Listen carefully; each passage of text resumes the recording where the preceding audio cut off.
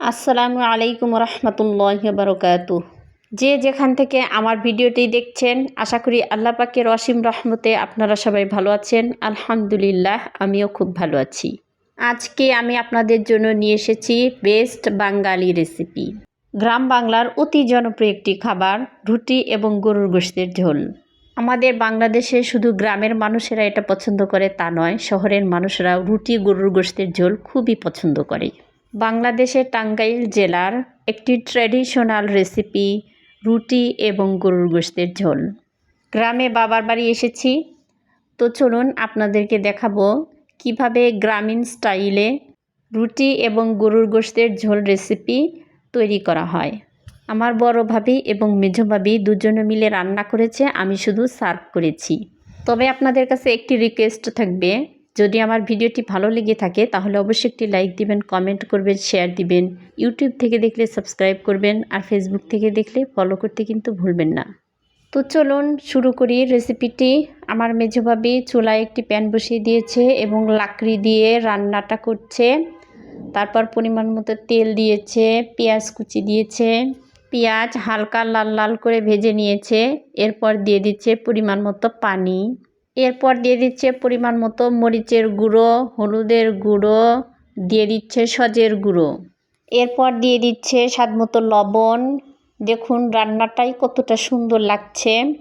আদা রসুন বাটা দিয়ে দিচ্ছে, একসাথে বেটে রেখেছিল আদা রসুন।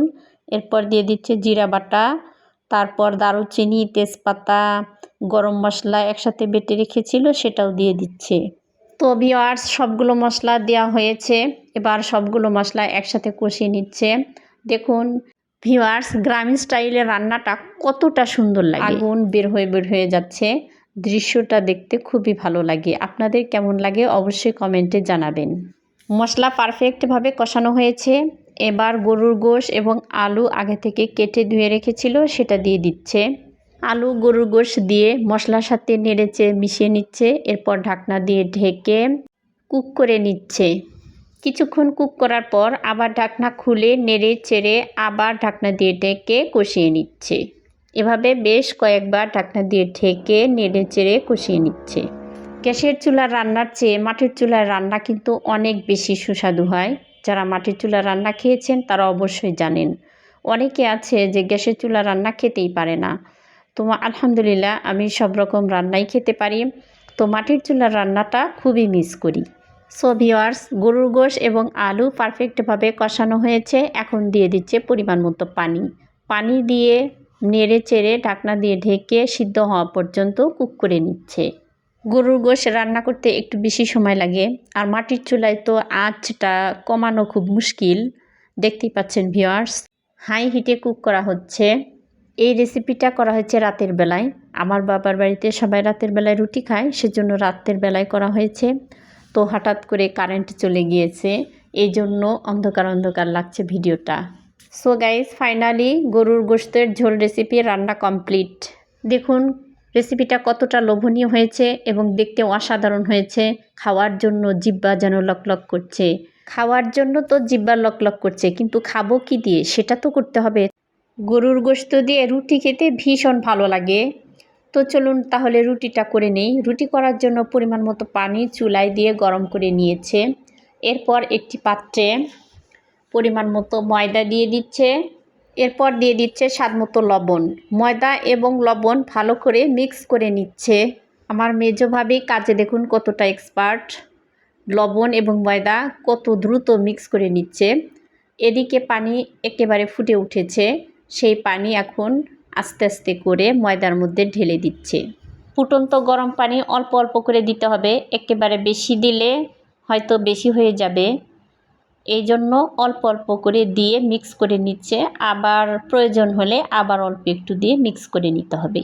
সম্পূর্ণ গ্রামীণ স্টাইলের রুটির প্রসেস কেমন লাগছে আপনাদের অবশ্যই কিন্তু কমেন্ট করে জানাবেন। আমার মেজো ভাবি এই গরম অবস্থাতে হাত দিয়ে কিভাবে ম্যাশ করছে দেখুন ভিউয়ার্স। আমি হলে ঠান্ডা করে নেওয়ার পর তারপরে ম্যাশ করে নিতাম, কিন্তু দেখুন কতটা এক্সপার্ট, গরম অবস্থাতেই মিক্স করছে। কত সুন্দরভাবে যত্নের সাথে ময়দা ম্যাশ করে নিচ্ছে, দেখে কিন্তু আমার খুবই ভালো লাগছে। আপনাদের কেমন লেগেছে?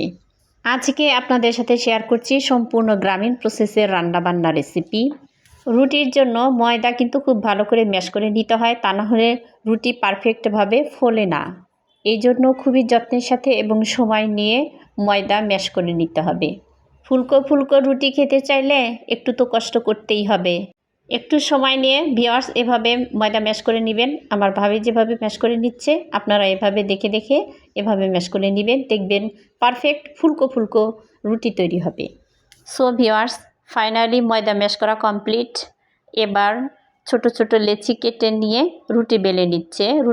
রুটি তৈরির জন্য যে ছোট লেচি কেটে নিয়েছিল সেটাও আরও ভালো করে ম্যাশ করে নিচ্ছে।